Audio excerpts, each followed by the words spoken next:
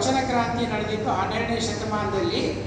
ಈ ಜಂಗಮ ಅನ್ನೋ ಪದ ಕುಮಾರವ್ಯಾಸ ಇಲ್ಲಿ ಬಳಸಿರೋದ್ರಿಂದ ನಾವು ಹೇಳ್ಬೋದು ಹೆಚ್ಚು ಕಮ್ಮಿ ಕುಮಾರವ್ಯಾಸ ಬಸವೇಶ್ವರರು ಬದುಕಿದ್ದ ಕಾಲದಲ್ಲೇ ಇದ್ದ, ಆ ಕಾಲದಲ್ಲೇ ಅವನ ಕಾವ್ಯವನ್ನು ಬರೀತಾ ಇದ್ದ ಹಾಗೆ ಅಂತ ಇದೊಂದು ದಾಖಲೆ.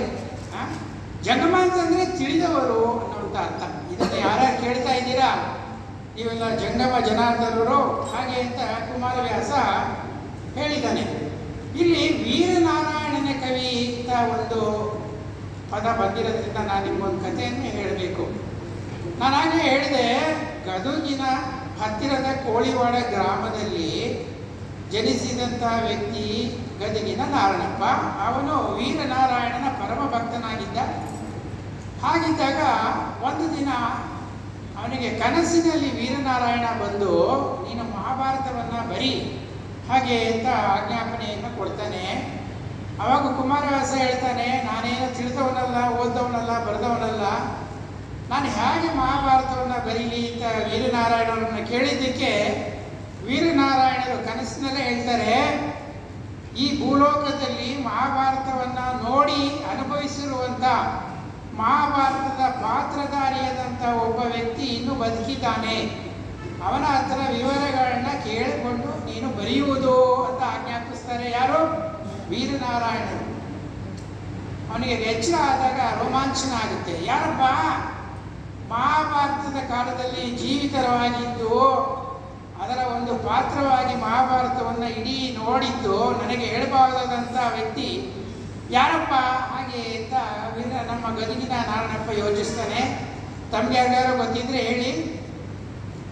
ಮಹಾಭಾರತವನ್ನು ಚಪ್ಪಾಳೆ ಹೊಡೀರಿ ಜಯರಾಮ್ಗೆ.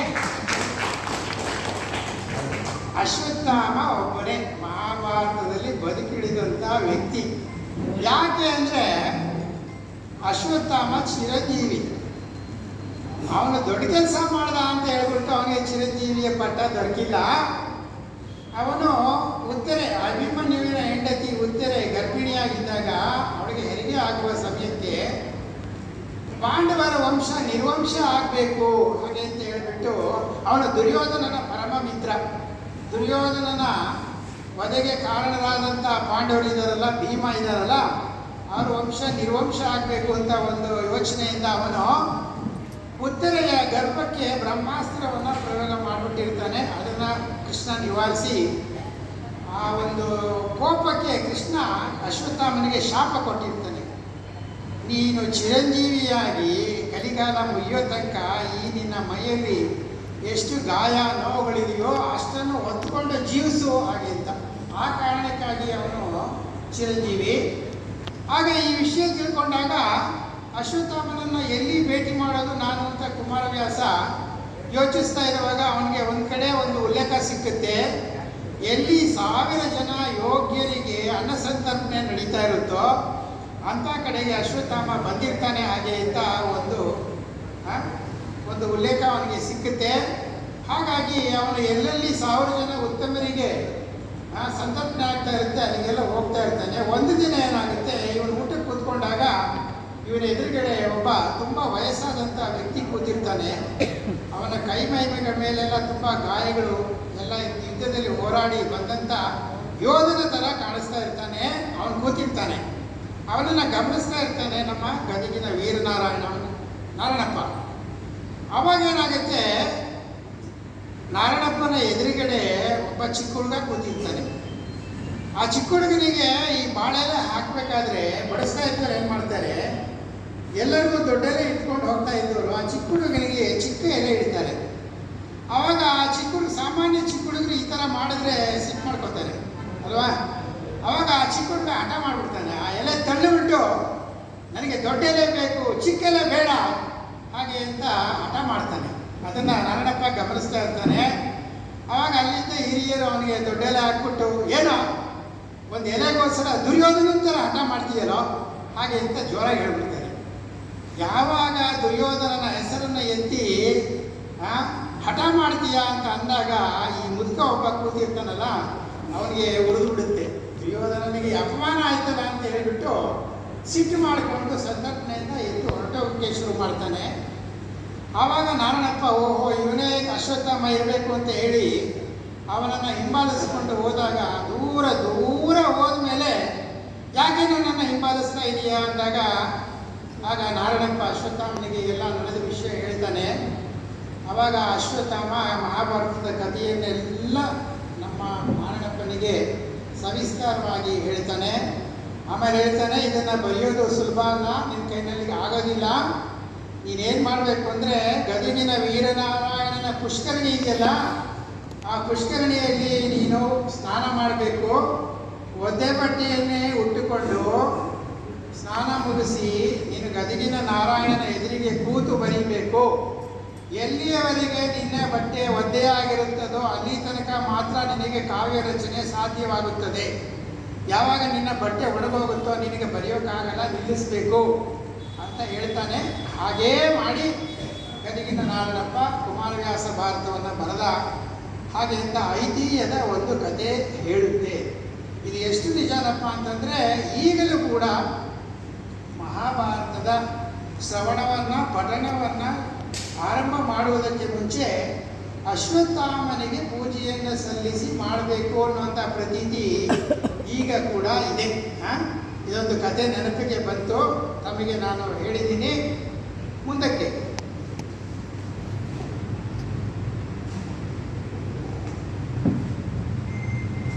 ಹೇಳ್ತಾರೆ. ಆಮೇಲೆ ಇನ್ನೊಂದು ವಿಷಯ, ಮಹಾಭಾರತದಲ್ಲಿ ಈ ಒಂದು ಪೀಠಿಕೆ ಸಂಧಿ ಅಂತ ಇದೆ. ಒಂದು 28 ಪದ್ಯ ಇದೆ ಪೀಠಿಕೆ. ನಾನು ಸುಮಾರು ಪುಸ್ತಕಗಳನ್ನ ನಾನು ಓದಿದ್ದೀನಿ, 100 ಪುಸ್ತಕಗಳನ್ನ ಓದಿದ್ದೀನಿ. ಆ ಪೀಠಿಕೆ ಅನ್ನೋದು ಒಂದು ಪುಸ್ತಕಕ್ಕೆ ತುಂಬ ಮುಖ್ಯವಾದಂಥ ಅಂಗ. ನಾವು ಯಾವತ್ತೂ ಪುಸ್ತಕ ಓದ್ಬೇಕಾದ್ರೆ ಪೀಠಿಕೆ ಓದ್ತೀವಿ, ಅದರ ಪ್ರಸ್ತಾವನೆ ಇಷ್ಟ ಆದರೆ ಮುಂದಕ್ಕೆ ಹೋಗ್ತೀವಿ, ಇದಿದ್ರೆ ಕೈ ಬಿಟ್ಬಿಡ್ತೀವಿ. ಯಾರಾದರೂ ಪ್ರಪಂಚದಲ್ಲಿ ಪೀಠಿಕೆಯನ್ನು ಸವಿಸ್ತಾರವಾಗಿ, ಸ್ವಾರಸ್ಯಕರವಾಗಿ, ಕುತೂಹಲ ಕೆರಳಿಸುವಾಗಿ ಹಾಗೆ ಬರೆದಿದ್ದರೆ ಅದು ಕುಮಾರವ್ಯಾಸ ಮಾತ್ರ ಅಂತ ನನಗನ್ಸುತ್ತೆ. ಎಲ್ಲ ಪದ್ಯಗಳನ್ನ ನೀವು ಓದಿ, ಎಂಥ ಪೀಠಿಕೆ, ಎಂಥ ಪ್ರಸ್ತಾವನೆ, ಅದು ಏನು ಭಾಷಾ ಪಾಂಡಿತ್ಯ, ಅದೇನು ವಿನಯ. ಆ ಮುಂದಿನ ಇಡೀ ಮಹಾಭಾರತದಲ್ಲಿ ನಡೆಯುವಂಥ ಎಲ್ಲ ವಿಷಯವನ್ನು ಒಂದು ಗುಳಿಗೆಯ ರೂಪದಲ್ಲಿ ಹೇಳಿ ನಿಮ್ಮ ಮುಂದೆ ಇಡುವಂಥ ಇದು ತುಂಬ ಚೆನ್ನಾಗಿದೆ. ಆಗ ಈ ಕೆಲವು ಪದ್ಯಗಳನ್ನ ನಾನು ನಿಮಗೆ ಹೇಳ್ತೇನೆ. ಕೃಷ್ಣ ನಾರಾಯಣಪ್ಪ ಹೇಳ್ತಾನೆ, ತಿಳಿಯ ಹೇಳುವೆ ಕೃಷ್ಣ ಕಥೆಯನ್ನು ಇಳೆಯ ಜಾಣರು ಮೆಚ್ಚುವಂತಿರೇ. ಒಂದೇ ಮಾತಲ್ಲಿ ಮಹಾಭಾರತ ಅಂದರೆ ಏನು ಅಂತ ಡೆಫೈನ್ ಮಾಡಿದ್ದಾನೆ ಕುಮಾರವ್ಯಾಸ. ತಿಳಿಯ ಹೇಳುವೆ ಕೃಷ್ಣ ಕಥೆಯನ್ನು, ಇಡೀ ಮಹಾಭಾರತ ಇದೆಯಲ್ಲ ಇದು ಕೃಷ್ಣ ಕಥೆ ಅಂತ ಹೇಳ್ತಾನೆ. ಯಾವ ಪ್ರಸಂಗ ತಗೊಳ್ಳಿ, ವಸ್ತ್ರಾಪಹರಣದ ಪ್ರಸಂಗ ತಗೊಳ್ಳಿ, ಆಮೇಲೆ ವಿಶ್ವರೂಪ ದರ್ಶನದ ಪ್ರಸಂಗ ತಗೊಳ್ಳಿ, ಕರ್ಣಾವಸಾನದ ಪ್ರಸಂಗ ತಗೊಳ್ಳಿ, ಯಾವ ಪ್ರಸಂಗ ತಗೊಂಡ್ರು ಮಹಾಭಾರತದಲ್ಲಿ ನಡೆದಿರುವುದು ಕೃಷ್ಣನ ಚಮತ್ಕಾರ, ಕೃಷ್ಣನ ಮಹಿಮೆ. ಹಾಗಾಗಿ ಇಡೀ ಮಹಾಭಾರತವನ್ನು ಕೃಷ್ಣನ ಕಥೆಯಾಗಿ ಅಂತ ಹೇಳ್ಬಿಟ್ಟು ಬರೆದಿದ್ದಾನೆ. ಹಾಗೆ ಕುಮಾರವ್ಯಾಸ ವಿಶ್ವವಿಖ್ಯಾತ ಆಗಿದ್ದಾನೆ. ಕುಮಾರವ್ಯಾಸ ಆದಮೇಲೆ ಕನ್ನಡದಲ್ಲಿ ಮಹಾಭಾರತ ಬರೆದಂಥವ್ರು ಅಂತಂದರೆ ನಮ್ಮ ಎಸ್.ಎಲ್. ಭೈರಪ್ಪನವರು ಬರುವ ಹಾಗೆ ಅಂತ ಬಂದಿದ್ದಾರೆ. ಅವರು ವಿಶ್ವವಿಖ್ಯಾತರೆ. ಆದರೆ ಅವರೇನು ಹೇಳ್ತಾರೆ, ನಾನು ಬರೆದಿರೋದು ಕೃಷ್ಣ ಕಥೆ ಅಲ್ಲ ಅಂತಲೇ ಹೇಳ್ಕೊಂಡು ಶುರು ಮಾಡ್ತಾರೆ. ನಾನು ಬರೆದಿರೋದು ನಿಮ್ಮ ಕಥೆನೇ ಹೊರತು ಕೃಷ್ಣನ ಮಹಿಮೆನೂ ಇಲ್ಲ, ಪವಾಡನೂ ಇಲ್ಲ, ನಾನು ಬರುವ ಬರೆದಿದ್ದೀನಿ ಅಂತ ಅವ್ರು ಹೇಳ್ತಾರೆ. ಆದರೆ ಕುಮಾರವ್ಯಾಸನ ಪಾಲಿಗೆ ಮಹಾಭಾರತ ಕೃಷ್ಣನ ಕಥೆಯೇ. ಆಮೇಲೆ ನೆಲೆಗೆ ಪಂಚಮ ಶ್ರುತಿಯನ್ನು ಹೊರವೆನು ಅಂದರೆ, ಈ ವ್ಯಾಸರಿದ್ದಾರಲ್ಲ, ಕುಮಾರವ್ಯಾಸ ಭಾರತ ಬರೆದವರು, ಕಳೆದ ಭಾನುವಾರ ಇನ್ನು ವ್ಯಾಸ ಪೌರ್ಣಮಿ ಆಯ್ತಲ್ವಾ, ಗುರು ಪೌರ್ಣಮಿ. ಗುರು ಪೌರ್ಣಮಿ ಅಂದರೆ ಅದು ನಿಜವಾಗ್ಲೂ ಗುರುಗಳ ಪೌರ್ಣಮಿಗಿನ್ನ ವ್ಯಾಸ ಪೌರ್ಣಮಿ. ಎಲ್ಲ ಪ್ರಪಂಚಕ್ಕೆ ವ್ಯಾಸರು ಗುರು ಮಹಾಜ್ಞಾನಿಗಳು ಹಾಗೆ ಅಂತ ಹೇಳಿಬಿಟ್ಟು ವ್ಯಾಸ ಪೌರ್ಣಮಿ ಇದೆಯಲ್ಲ, ಅವರು 4 ವೇದಗಳನ್ನ ಬರೆದಿರೋರು ವ್ಯಾಸರು. ಭಗವದ್ಗೀತೆಯನ್ನು ಬರೆದಿರೋರು ವ್ಯಾಸರು. ಆ ವ್ಯಾಸರು ಯಾವಾಗ 4 ವೇದಗಳನ್ನ ಬರೆದ್ರು ಅವ್ರಿಗೆ ಅನ್ನಿಸ್ತು, ಈ ವೇದಗಳು ತುಂಬ ಕಷ್ಟ, ಇದನ್ನು ಜನಸಾಮಾನ್ಯರು 21ನೇ ಶತಮಾನ ಜನ ಓದೋದಕ್ಕಾಗೋದಿಲ್ಲ, ಇದನ್ನೇನಾದ್ರು ಮಾಡಿ ಸರಳೀಕರಿಸಬೇಕು ಅಂತ ಹೇಳಿಬಿಟ್ಟು ಅದಕ್ಕೆ ಸೂಕ್ತವಾದಂಥ ಒಂದು ಕಥೆಯನ್ನು ಆಯ್ಕೆ ಮಾಡಿಕೊಂಡು ಮಹಾಭಾರತವನ್ನು ಬರೆದಿಟ್ಟರು.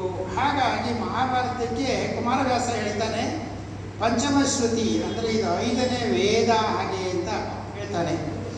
ಮುಂದಕ್ಕೆ ಏನು ಹೇಳ್ತಾನೆ ನಮ್ಮ ಕುಮಾರವ್ಯಾಸ, ಯಥಾ ಮಹಾಕಾವ್ಯ ಅಂತಂದರೆ 8244 ಪದ್ಯಗಳಿದೆ ನಮ್ಮ ಕುಮಾರವ್ಯಾಸ ಭಾರತದಲ್ಲಿ. ಎಲ್ಲ ಪದ್ಯಗಳು 6 ಸಾಲಿನ ಪದ್ಯಗಳಲ್ಲಿ ಬರ್ಕೊಂಡು ಹೋಗಿದ್ದಾನೆ. ನಿಮ್ಗೆ ಗೊತ್ತು, ನಾನು ಮುಂದೆ ಓದ್ನಲ್ಲ ಶ್ರೀವನಿತೆಯ ರಸನೆ ಅಂತ ಓದಿದ್ನಲ್ಲ, ಆ ಥರದ್ದು. ಅದನ್ನು ಭಾಮಿನಿ ಷಟ್ಪದಿ ಅಂತ ಹೇಳ್ತಾರೆ. ಷಟ್ಪದಿ ಭಾಮಿನಿ ಷಟ್ಪದಿ ಅಂತಂದರೆ ಅದು ಒಂದು ಛಂದಸ್ಸಿನ ಹೆಸರು. ಪೊಯಿಟ್ರಿ ಮೀಟರ್ ಅಂತ ಇಂಗ್ಲೀಷಲ್ಲಿ ಹೇಳ್ತಾರೆ.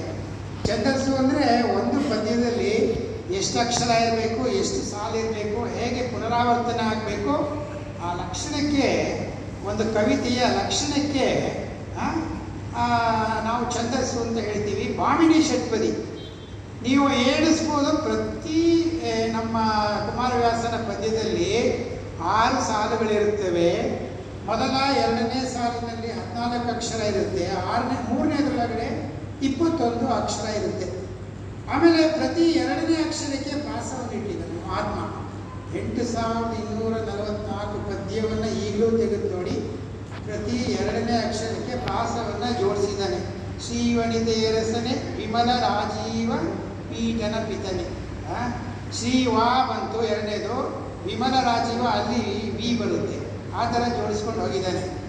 ಇಂಥ ಮಹಾನ್ ಗ್ರಂಥವನ್ನು ಬರೆದಿದ್ದಾನೆ. ಅವನು ತನ್ನ ಮಹಾನ್ ಗ್ರಂಥದ ಬಗ್ಗೆ ಏನು ಹೇಳ್ತಾನಪ್ಪ ಅಂತಂದರೆ, ಹಲಗೆ ಬಳಪವ ಬಿಡಿಯದೊಂದು ಗಳಿಕೆ.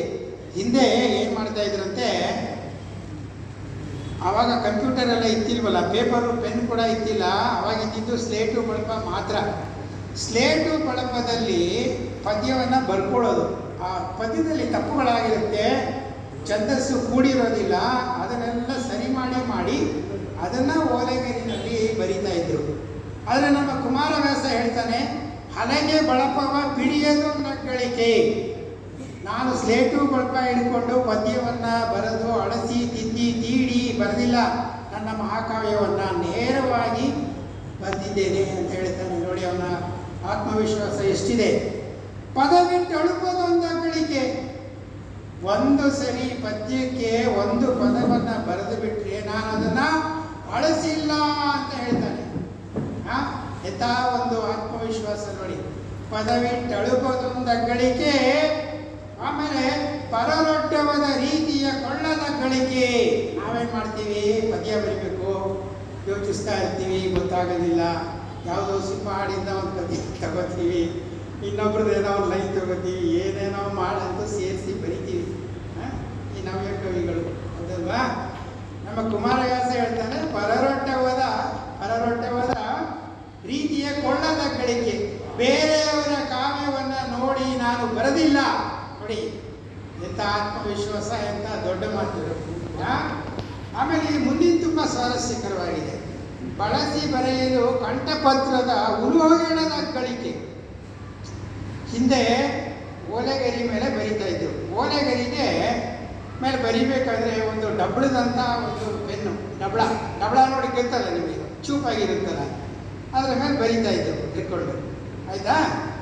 ಹಾಗೆ ಬರಿಬೇಕಾದ್ರೆ ಬಳಸಿ ಬರೆಯಲು ಕಂಠಪತ್ರದ ಉಲುಹೊಗೆಣದ ಗಳಿಕೆ ಅಂದರೆ, ನಾನು ಬರಿತಾ ಇದ್ದಾಗ ಕರ ಕರ ಕರ ಅಂತ ಶಬ್ದ ಆಗ್ತಾ ಇತ್ತಲ್ಲ, ನಾನು ಬರೆಯುವ ಕಾವ್ಯ ನಿಲ್ಲಿಸೋವರೆಗಡೆ ಆ ಕರಕರ ಶಬ್ದ ನಿಲ್ಲಲಿಲ್ಲ ಅಂತ ಹೇಳ್ತಾನೆ.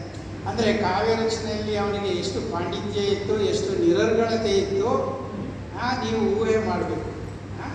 ಬಳಸಿ ಬರೆಯಲು ಕಂಠಪತ್ರದ ಉಲುಹೊಗೆಣದ ಗಳಿಕೆ. ನೀವು ಅನ್ಕೋಬೋದು, ಏನಪ್ಪ ಕುಮಾರವ್ಯಾಸ ಹಿಂಗೆಲ್ಲ ಬರೆದಿದ್ದಾನೆ, ಯಾರೋ ಜಂಬುಕೋರನೇ ಇರಬೇಕು, ನಾನು ಪುಸ್ತಕ ಇಟ್ಕೊಂಡು ಬರೆದಿಲ್ಲ, ನಿಲ್ಲಿಸೇ ಇಲ್ಲ ಬರೆಯೋದು ಅಂತ ಇಷ್ಟೆಲ್ಲ ಜಂಬ ಹೇಳ್ಕೊತಾ ಇದ್ದಾನಲ್ಲಪ್ಪ ಅಂದರೆ, ಅದೇ ಪದ್ಯದಲ್ಲಿ ಹೇಳ್ತಾನೆ, ಎಂಬಿ ಬದುಹು ಗದುಗಿನ ವೀರನಾರಾಯಣನ ಕಿಂಕರಿಗೆ. ಇದು ದೊಡ್ಡ ಮಾತು. ಇಷ್ಟೆಲ್ಲ ಹಿಮ್ಮೆ ಇದೆ ಅಂತ ನಾನು ಹೇಳಿದ್ನಲ್ಲ, ಅದೆಲ್ಲ ನಂದಲ್ಲ. ನನಗೆ ಯಾಕಪ್ಪ ಆಯಿತು ಅಂತಂದರೆ, ನಾನು ವೀರನಾರಾಯಣನ ಕಿಂಕರ ಭಕ್ತ, ಅದರಿಂದ ಆಯಿತು. ಇದು ಒಂದು ಸ್ವಾರಸ್ಯಕರವಾದಂಥ ಪದ್ಯ. ಮುಂದೆ ಇನ್ನೊಂದು ಮಾತು ಹೇಳ್ತಾನೆ, ತಿಳುಕಿದನು ಪಡಿರಾಯ ರಾಮಾಯಣದ ಕವಿಗಳ ಭಾರದಲ್ಲಿ.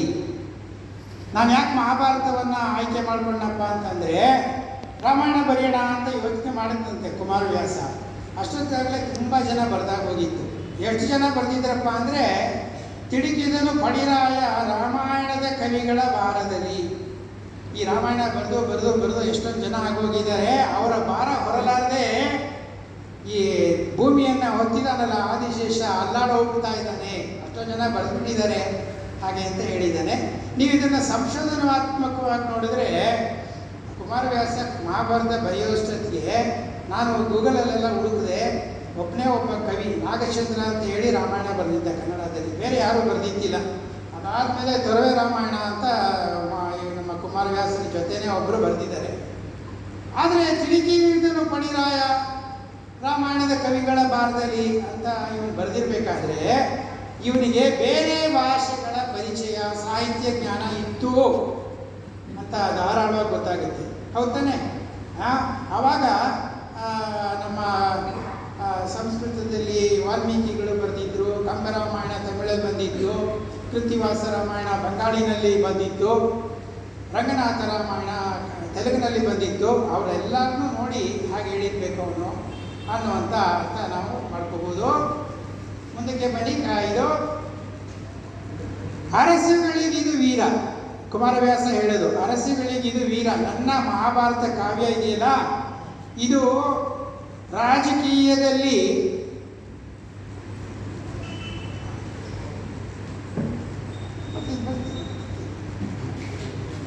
ಅರಸುಗಳಿಗಿದು ವೀರ.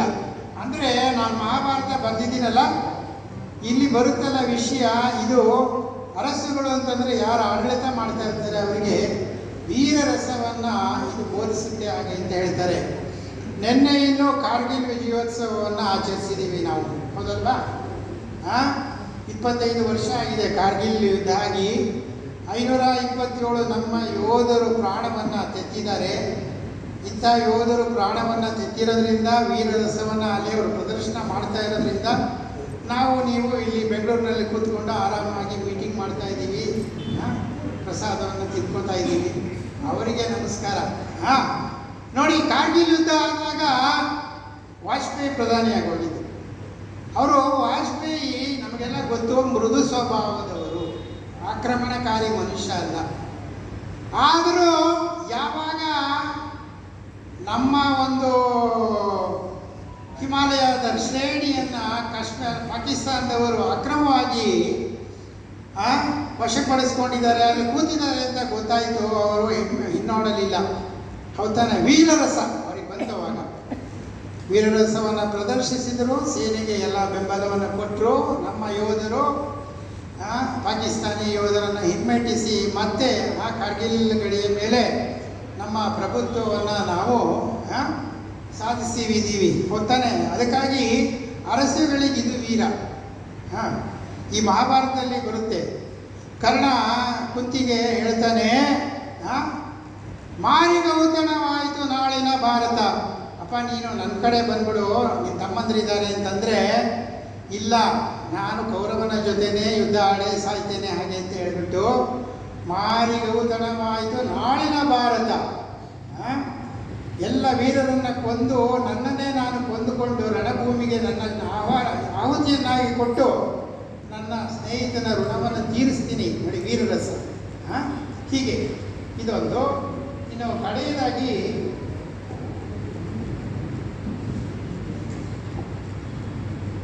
ನನಗೆ ಮಹಾಭಾರತದ ಪ್ರಸ್ತಾವನೆ ಹೆಚ್ಚು ಕಮ್ಮಿ ಮುಗ್ದಿದೆ, ಎಲ್ಲವನ್ನು ಹೇಳೋದಕ್ಕಾಗೋದಿಲ್ಲ. ಮುಂದಕ್ಕೆ ಇವತ್ತಿನ ಕಥಾಪ್ರಸಂಗಕ್ಕೆ ಬರೋಣ. ಇವತ್ತಿನ ಕಥಾಪ್ರಸಂಗದಲ್ಲಿ ಭೀಮ ಹನುಮ ಮುಖಾಮುಖಿ ಮಹಾಭಾರತದಲ್ಲಿ ಬರುವಂಥ ಒಂದು ಸುಂದರವಾದಂತಹ ಪ್ರಸಂಗ ಇದು. ರಾಮಾಯಣದ ಕಥಾನಾಯಕ ಶ್ರೀರಾಮ. ರಾಮಾಯಣದಲ್ಲಿ ರಾಮನನ್ನು ಬಿಟ್ಟರೆ ಇರುವಂಥ ಮತ್ತೆ ಒಬ್ಬನೇ ಒಬ್ಬ ದೈವ ಅಂತಂದರೆ ಹನುಮಂತ.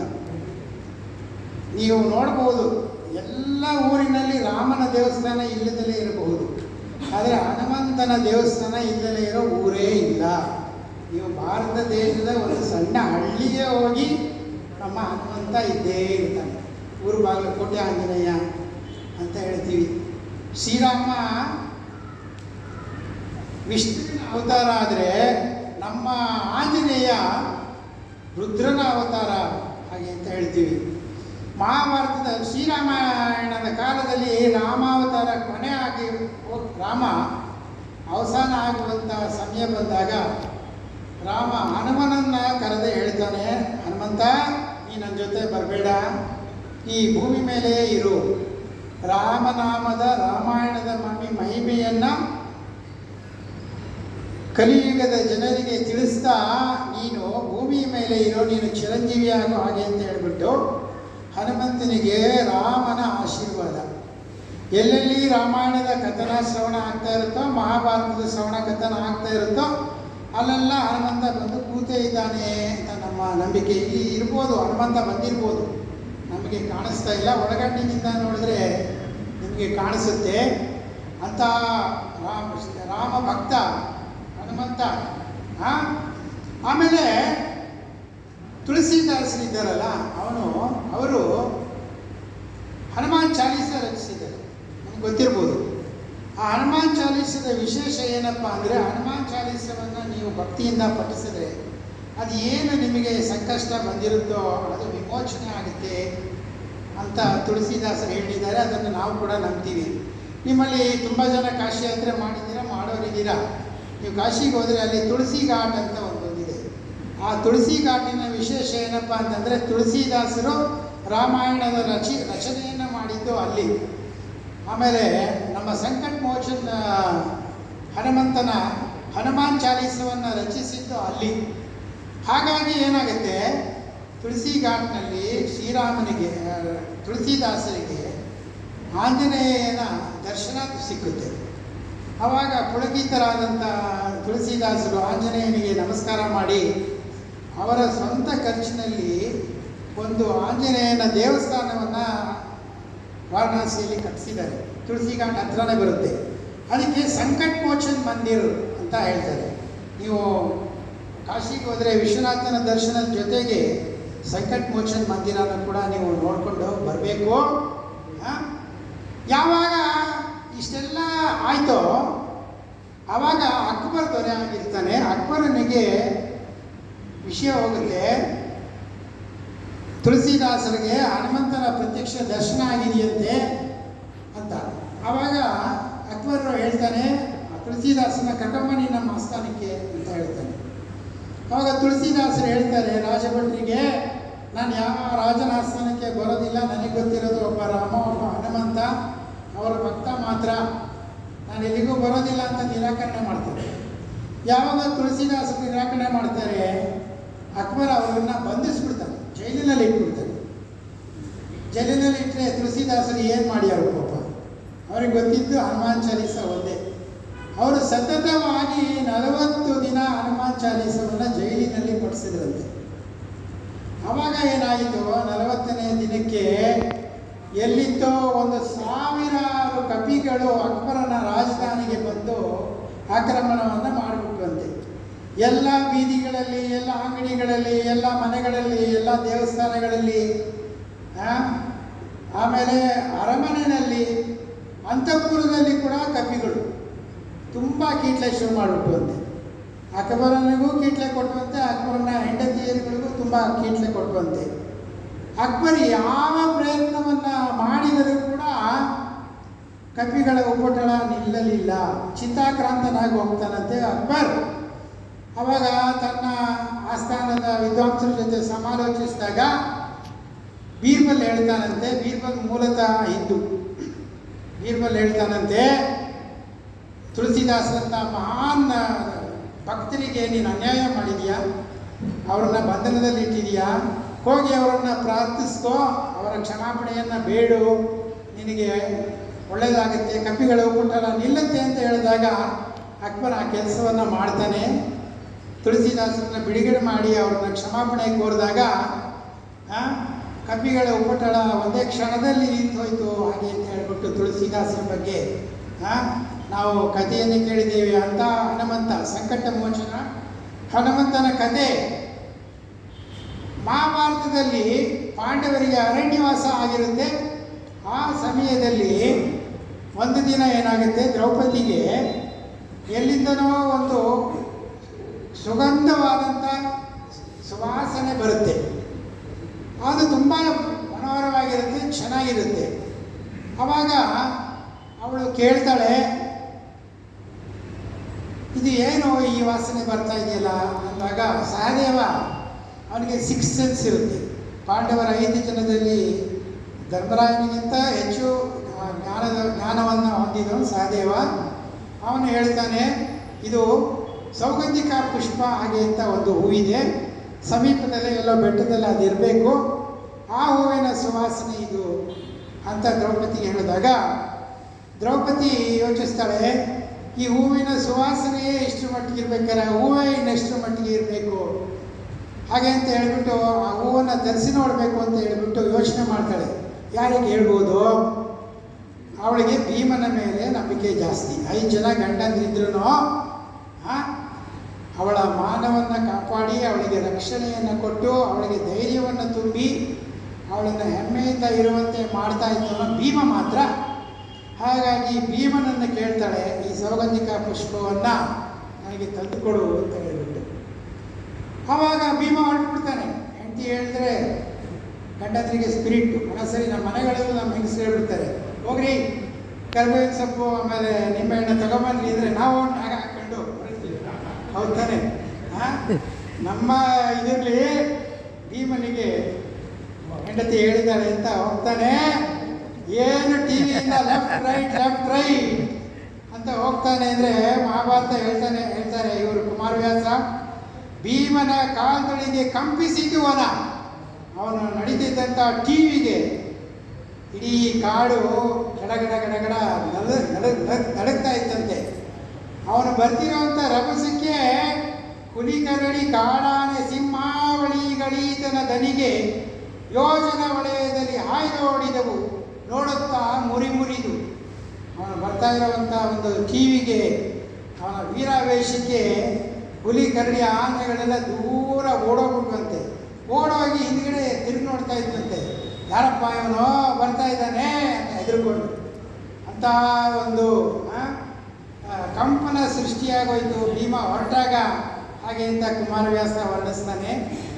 ಅವಾಗೇನಾಗುತ್ತೆ, ಅಲ್ಲೇ ಸಮೀಪದಲ್ಲಿ ಅದೇ ಅರಣ್ಯದಲ್ಲಿ ಆಂಜನೇಯ ಯೋಗ ನಿದ್ರೆಯಲ್ಲಿ ಮಲಗಿರ್ತಾನೆ, ಕೂತಿರ್ತಾನೆ. ಯೋಗ ನಿದ್ರೆಯಲ್ಲಿ ಕೂತಿರ್ತಾನೆ ಆಂಜನೇಯ ಯಾವಾಗಲೂ ತಪಸ್ಸು ಮಾಡ್ತಾ ಇರ್ತಾನೆ. ಜೈ ಶ್ರೀರಾಮ್ ಜೈ ಶ್ರೀರಾಮ್ ಜೈ ಶ್ರೀರಾಮ್, ಇದೇ ಅವನ ತಪಸ್ಸು ಮಾಡ್ತಾ ಕೂತಿರ್ತಾನೆ. ಈ ಭೀಮನ ಒಂದು ಬರುವಿಕೆಯಿಂದ ಆ ಕಂಪನ ಅವನಿಗೆ ಕೇಳಿಸುತ್ತೆ. ಅವನು ಹೇಳ್ತಾನೆ, ಭೀಮಧ್ವನಿಗೆ ನಿದ್ರಾ ತಾಮಸದ ತನಿಮದ ಒಳಗೆ ಕಂಡೆರದನ ಹನುಮ. ಭೀಮ ಬರ್ತಿರುವಂಥ ಒಂದು ಹಠಾಟೋಪಕ್ಕೆ, ಒಂದು ವೀರಾವೇಶಕ್ಕೆ, ಆ ಕಂಪನಕ್ಕೆ ಹನುಮಂತ ಎಚ್ಚರಗೊಳ್ತಾನೆ. ಎಚ್ಚರಗೊಂಡು ಏನು ಮಾಡ್ತಾನೆ, ಯಾರಿದು? ನಾನು ಹಿಂದೆ ರಾಮಾಯಣ ಕಾಲದಲ್ಲಿ ವಾನರ ಶ್ರೇಷ್ಠರ ಗರ್ಜನೆಯನ್ನು ನಾನು ಕೇಳಿದ್ದೇನೆ. ಆ ವಾನರ ಶ್ರೇಷ್ಠರ ಗರ್ಜನೆ ಇದ್ದಾಗೆ ಇದೆಯಲ್ಲ, ಇದನ್ನು ಸ್ವಲ್ಪ ಪರೀಕ್ಷೆ ಮಾಡಬೇಕು ಹಾಗೆ ಅಂತ ಹೇಳಿಬಿಟ್ಟು ಆ ಹನುಮ ಬರ್ತಾ ಇರೋ ದಾರಿಗೆ ತನ್ನ ಬಾಲವನ್ನು ಬೆಳೆಸ್ತಾನೆ, ಒಂಥರ ಅಡ್ಡ ಹಾಕ್ದಾಗ. ಆಯಿತಾ? ಆವಾಗ ಹನುಮಂತ ಬರ್ತಾನೆ, ನಡ್ಕೊಂಡು ಹೋಗ್ತಾ ಇದ್ದಾಗ ಆ ಬಾಲವನ್ನು ದಾಟೋದು ಹನುಮಂತನಿಗೆ ದೊಡ್ಡ ಕಷ್ಟ ಆಗಿದ್ದಿಲ್ಲ. ಆದರೆ ವೀರೋಚಿತವಾದಂಥ ನಡೆ ಅಲ್ಲ ಅದು. ಒಂದು ಬಾಲ ಬರ್ತಿದೆ ಅಂತೇಳಿ ಅದನ್ನು ಬಳಸ್ಕೊಂಡು ಹೋಗೋದು, ಅದನ್ನು ದಾಟ್ಕೊಂಡು ಹೋಗೋದು ತಪ್ಪು. ಆಯಿತಾ? ಅದಕ್ಕೋಸ್ಕರ ಆ ವೀರಾವೇಶಕ್ಕೆ ನನಗೆ ಅವಮಾನ ಆಗುತ್ತೆ ಅಂತ ಹೇಳ್ಬಿಟ್ಟು ಭೀಮ ಏನು ಮಾಡ್ತಾನೆ, ತನ್ನ ಗದೆ ಇರುತ್ತಲ್ಲ, ಆ ಗದೆಯ ಮೊನಚು ಚೂಪಾದ ಭಾಗ ಇರುತ್ತೆ ಮುಂದುಗಡೆ, ಆ ಚೂಪಾದ ಒಂದು ಮೊನಚಿನಿಂದ ಕುಮಾರವ್ಯಾಸ ಹೇಳ್ತಾನೆ, ಗದೆಯ ಮನೆಯಲ್ಲಿ ನೂಕಿದನು ರೋಮ ಚಲಿಸು. ಆ ಯಾವ ಗದೆಯ ಮನೆಯಲ್ಲಿ ಆ ಬಾಲವನ್ನು ತಳ್ಳದ ಭೀಮ ಇದೇನು ಹೋಗ್ಬಿಡುತ್ತೆ ಆ ಕಡೆ ಅಂತ, ಆ ಬಾಲದ ಕೂದಲು ಕೂಡ ಅಲ್ಲಾಡಿರುವಂತೆ. ಆವಾಗ ಭೀಮನಿಗೆ ಆಶ್ಚರ್ಯ ಆಗಿ ಹೇಳ್ತಾನೆ, ಒದೆದಡಿ ಆದ್ರಿಗಳು ಉಳಿಯುವವೇ ಎನ್ನಂಗದಲ್ಲಿ ನಾ ಬಲ್ಲಿದನು ಬಾಲದ ಕದವತೆಗೆ ಎನ್ನುತ್ತಾ ಗರ್ಜಿಸಿದನ ಹನುಮ. ನಾನು ಹೋದರೆ ಈ ಬಟ್ಟೆಗಳಿದೆಯಲ್ಲ ಇವೇ ಪುಡಿ ಪುಡಿಯಾಗಿ ಹೋಗ್ತವೆ, ತೆಗೆ ನೀನು ಬಾಲ. ಮನುಷ್ಯನು ಟ್ರೈ ಮಾಡಿದ್ದಾನೆ, ಆಗಿಲ್ಲ. ಕಪಿ ನಿನ್ನ ಬಾಲವನ್ನು ತೆಗೆ ಅನ್ನುವಂಥ ಒಂದು ಜಂಬದ ಮಾತನ್ನು ಹನುಮಂತ ಹೇಳ್ತಾನೆ, ಆಯಿತಾ. ಅವಾಗ ಆಂಜನೇಯನಿಗೆ ಅನಿಸುತ್ತೆ ಇವನನ್ನು ಪರೀಕ್ಷೆ ಮಾಡಬೇಕು ಅಂತ. ಯಾಕೆ ಅಂತಂದರೆ ಹನುಮಂತನಿಗೂ ಪರೀಕ್ಷೆ ಆಗಿತ್ತು, ನಿಮ್ಗೆ ಗೊತ್ತಿದೆ.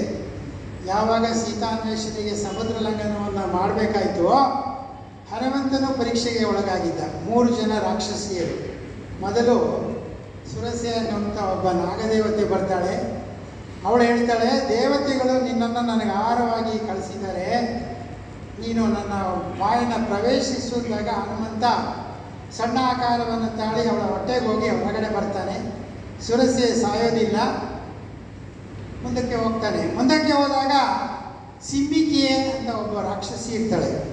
ನಾನು ಹೇಳ್ತಾ ಇರೋದು ಸೀತಾನ್ವೇಷಣೆಗೆ ಹನುಮಂತ ಸಮುದ್ರೋಲ್ಲಂಘನ ಮಾಡಿದಾಗ ಅವನಿಗೆ ಬಂದಂಥ ಎದುರಾದಂಥ ಕಷ್ಟಗಳು, ಪರೀಕ್ಷೆಗಳು.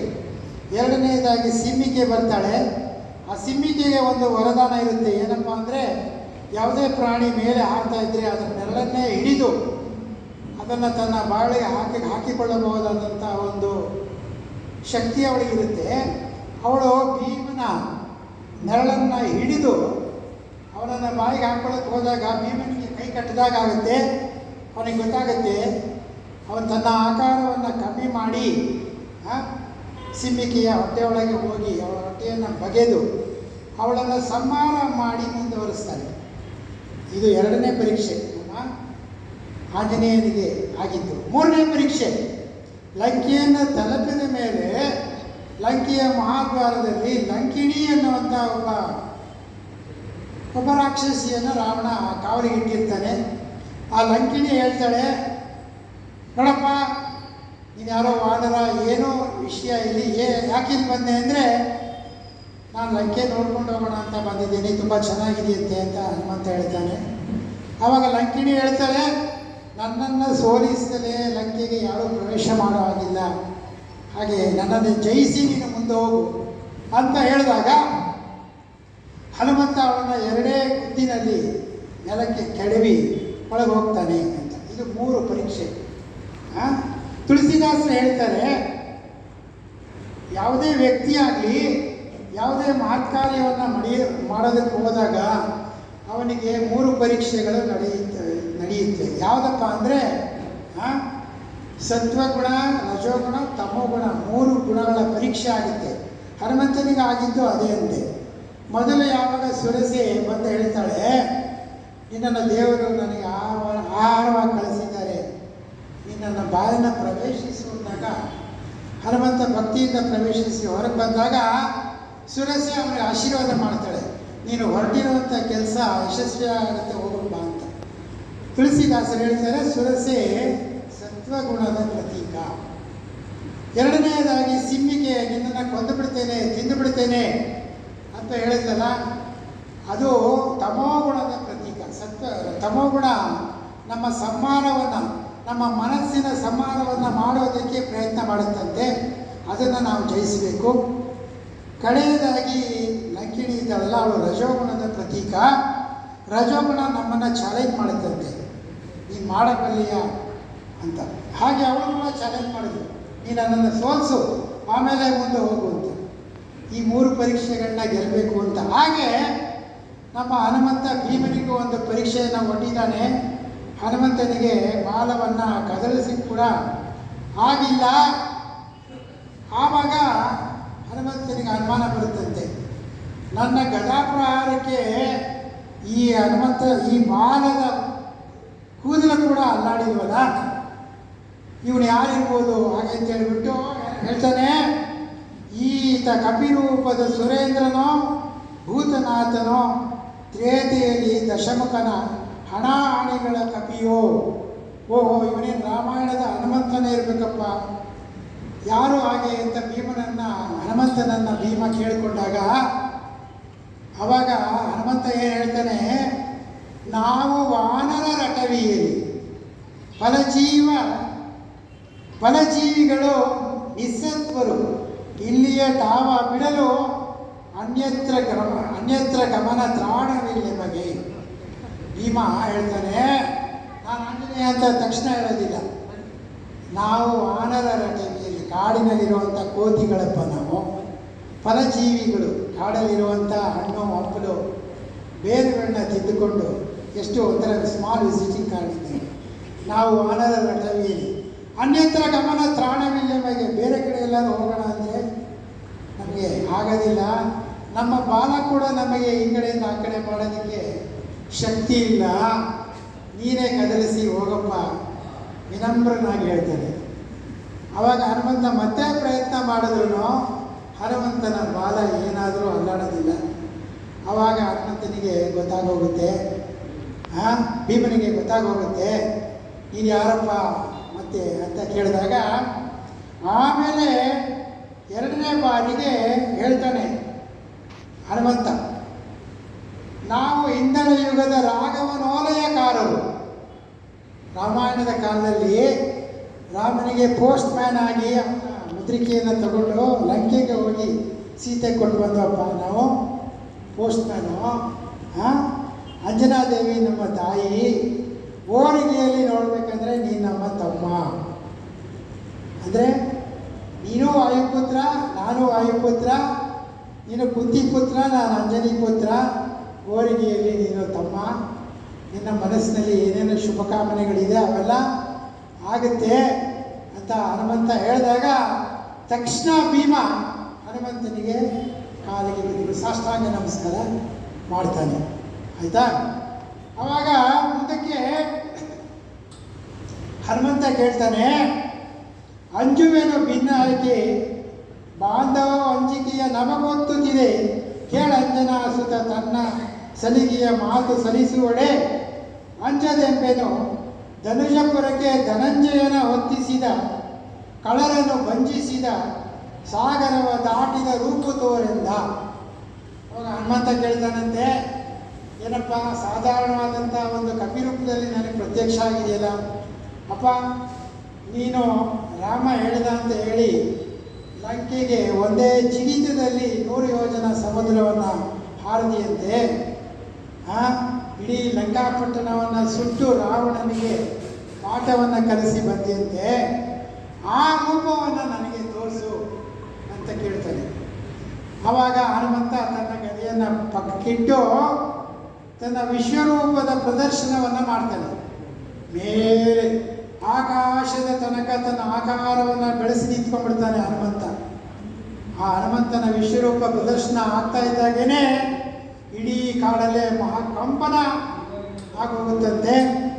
ಆವಾಗ ಭೀಮ ನೋಡಿಬಿಟ್ಟು ಹೆದರ್ಬಿಡ್ತಾನೆ. ಅವನು ಹನುಮಂತನ ವಿಶ್ವರೂಪವನ್ನು ಭೀಮ ನೋಡಿ ಭೀಮ ಹೆದರಿಬಿಟ್ಟು ಪ್ರಾರ್ಥನೆ ಮಾಡ್ಕೋತಾನೆ.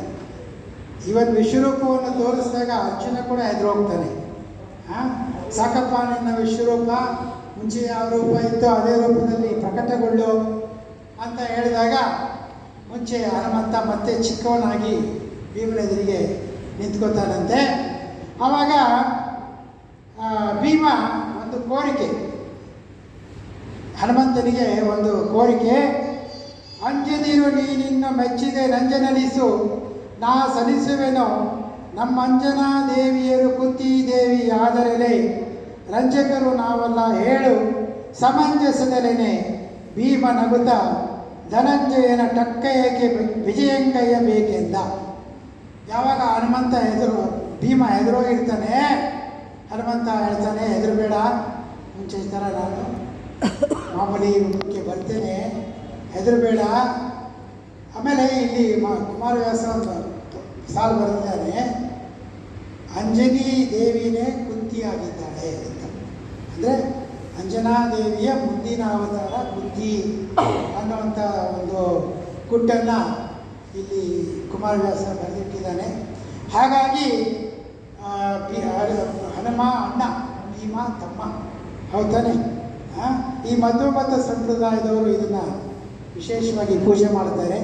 ಹನುಮ, ಭೀಮ, ಆಮೇಲೆ ಮಧ್ವಾಚಾರ್ಯರು ಹಾಗೆ ಅಂತ ಪೂಜೆಯನ್ನು ಮಾಡ್ತಾರೆ ನಮ್ಮ ಮಧ್ಯದವರು. ಹೇಳಿ ನಾನು ನೀನು ಬೇರೆ ಇಲ್ಲಪ್ಪ, ಒಂದೇ ನಿಮ್ಮ ಮನೋಕಾಮನೆಗಳೆಲ್ಲ ಫಲಿಸುತ್ತೆ, ನಿಮಗೆ ವಿಜಯ ದೊರಕುತ್ತೆ ಅಂತ ಹನುಮಂತ ಆಶ್ವಾಸನೆ ಕೊಟ್ಟ ಮೇಲೆ ಹನುಮಂತ ಭೀಮ ಒಂದು ಮಾತನ್ನು ಕೇಳ್ಕೊತಾನೆ ಆಂಜನೇಯನಿಗೆ. ಏನಪ್ಪ ಅಂತಂದರೆ, ಧನಂಜಯನ ಟೆಕ್ಕ ಏಕೆ ವಿಜಯಂಗಯ್ಯಬೇಕೆಂದ. ಮುಂದೆ ಮಹಾಭಾರತ ಯುದ್ಧ ಆಗುತ್ತೆ. ಆವಾಗ ನಮ್ಮ ಅರ್ಜುನನಿಗೆ ಶ್ರೀಕೃಷ್ಣ ಸಾರಥಿಯಾಗಿ ಬರ್ತಾನೆ. ಅವನು ಸಾರಥಿಯಾಗಿ ಬಂದ್ಬಿಟ್ಟ. ಅರ್ಜುನ ಇದ್ದಾನೆ ಅಂದ ತಕ್ಷಣ ನಮಗೆ ವಿಜಯದ ಖಾತ್ರಿ ಇಲ್ಲಪ್ಪ. ಅಪ್ಪ ಹನುಮಂತ, ನೀನು ಬಂದು ನಮ್ಮ ಧನಂಜಯನ ಧ್ವಜ, ಟಕ್ಕೆಯ ಅಂದರೆ ಧ್ವಜ, ಆ ಧ್ವಜದಲ್ಲಿ ಕೂತ್ಕೋಬೇಕಪ್ಪ. ಇಡೀ ಯುದ್ಧದ ಉಸ್ತುವಾರಿಯನ್ನು ನೀನು ನೋಡ್ಕೋಬೇಕಪ್ಪ. ಹಾಗೆ ಅಂತ ಭೀಮ ವಿನಮ್ರನಾಗಿ ಕೇಳಿಕೊಂಡಾಗ ಹನುಮಂತ ಆಗಲಿ. ನೋಡಿದ್ರ, ಎಲ್ಲರೂ ನಿಮ್ಮ ಮಕ್ಕಳು ಕೇಳಿ ಹನುಮಂತ ಹೇಗೆ ಅರ್ಜುನನ ಧ್ವಜಕ್ಕೆ ಬಂದು ಸಾರಥಿ ಅವನ ಧ್ವಜಕ್ಕೆ ಕೂತ್ಕೊಂಡ ಅಂತಂದರೆ ಇಲ್ಲಿದೆ ಭೀಮ. ಆ ಬೇಡಿಕೆ ಮಾಡಿಕೊಂಡವನು ಭೀಮ. ಆವಾಗ ಹನುಮಂತ ಬಂದು ನಮ್ಮ ಅರ್ಜುನನ ರಥದಲ್ಲಿ ಧ್ವಜದ ಮೇಲೆ ಕೂತ್ಕೊಂಡ. ಕೃಷ್ಣ ಸಾರಥಿಯಾದ. ಆಮೇಲೆ ಮಹಾಭಾರತದ ಯುದ್ಧವನ್ನು ಪಾಂಡವರು ಗೆದ್ದರು ಅಂತ ಹೇಳ್ಬೋದು. ಇಲ್ಲಿಗೆ ಭೀಮ ಹನುಮ ಮುಖಾಮುಖಿಯಾದಂಥ ಪ್ರಸಂಗ ಮುಗಿದಿದೆ. ಮುಂದೆ ಹೋಗ್ತಾನೆ. ಸೌಗಂಧಿಕ ಪುಷ್ಪ ಸಿಕ್ಕುತ್ತೆ. ಆವಾಗ ಆ ಹೂವನ್ನು ತಂದು ದ್ರೌಪದಿ ಕೊಡ್ತಾನೆ. ಅವಳು ಸಂತೋಷ ಆಗುತ್ತೆ. ಅದು ಬಿಡಿ, ಮುಂದಕ್ಕೆ ನಡೆಯುತ್ತೆ. ಇದೆಲ್ಲ ಇದ್ದೇ ಇದೆ. ಮುಖ್ಯವಾಗಿ ಭೀಮ ಮಹಾಭಾರತದಲ್ಲಿ ಬಂದು ಹನುಮ ಮಹಾಭಾರತದಲ್ಲಿ ಬಂದು ಭೀಮನಿಗೆ ಆಶೀರ್ವಾದ ಮಾಡಿದಾಗೆ ಇವತ್ತು ಕೂಡ ನಮ್ಮ ಪ್ರಪಂಚದಲ್ಲಿ ನಮಗೆ ಆತಂಕ ಸೃಷ್ಟಿಯಾಗಿ ಹೋಗಿದೆ. ಏನಪ್ಪ ಆಗ್ಬೋದು, ಇನ್ನು 50 ವರ್ಷಕ್ಕೆ ಏನಾಗ್ಬೋದು? ಈ ರೀತಿ ನಾವೆಲ್ಲ ಕೂತ್ಕೊಂಡು ಹನುಮ ಭೀಮರ ಕತೆ ಕೇಳೋದಕ್ಕೆ ಆಗುತ್ತೆ. ನಮ್ಮ ಕತೆ ಏನು ಅಂತ ಇದೆ. ನಾನು ನಿಮ್ಮೆಲ್ಲರ ಪರವಾಗಿ ನಿಮ್ಮೊಡನೆ ಪ್ರಾರ್ಥನೆ ಮಾಡ್ಕೋತೀವಿ. ಹನುಮಂತನ ಅವತಾರ ಆಗಲಿ, ಹನುಮಂತನ ಚೈತನ್ಯ ನಮ್ಮನ್ನು ಆಳ್ತಾ ಇರೋರಿಗೆ ಸೇರಿ ದುಷ್ಟರ ನಿಗ್ರಹ ಆಗಿ ನಾವೆಲ್ಲರೂ ಸಹಸ್ರ ವರ್ಷ ಈ ಭರತಖಂಡದಲ್ಲಿ ಬಾಳುವಾಗಲಿ ಅಂತೇಳಿ ನನ್ನ ಪ್ರವಚನ ಮುಗಿಸ್ತಾ ಇದ್ದೀನಿ. ಆಮೇಲೆ ನಮ್ಮ ಪದಾಧಿಕಾರಿಗಳು ನನಗೆ ಅವಕಾಶ ಮಾಡಿಕೊಟ್ಟಿದ್ದಾರೆ. ಅನಂತರಾಮು ಒಂದು 2 ವರ್ಷದಿಂದ ಮೊದಲ ಬಾರಿಗೆ ನನಗೆ ಮಾಡಿಕೊಟ್ಟಿದ್ದರು. ಈಗ ಮತ್ತೆ ಮಾಡಿಕೊಂಡಿದ್ದೀರಾ, ನಿಮಗೆ ಧನ್ಯವಾದ. ಆಮೇಲೆ ನಮಗೆ ಗೊತ್ತಿರೋ ನಮ್ಮ ಸ್ನೇಹಿತರ ಜೊತೆ ಮಾತಾಡೋದಕ್ಕೆ ಒಂದು ಹೆಮ್ಮೆಯ ವಿಷಯ. ನಿಮಗೆಲ್ಲರಿಗೂ ಧನ್ಯವಾದ ಅಂತೇಳಿ ನನ್ನ ಪ್ರವಚನ ಮುಗಿಸ್ತೀನಿ.